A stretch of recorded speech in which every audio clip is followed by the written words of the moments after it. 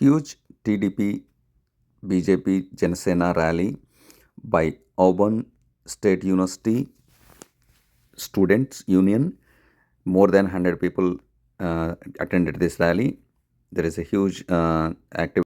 ఈరోజు ఇక్కడ అందరూ సమావేశమైన సందర్భంలో అందరూ గెలిచిన టీడీపీ కార్యకర్తలందరినీ కలవడం చాలా సంతోషంగా ఉంది.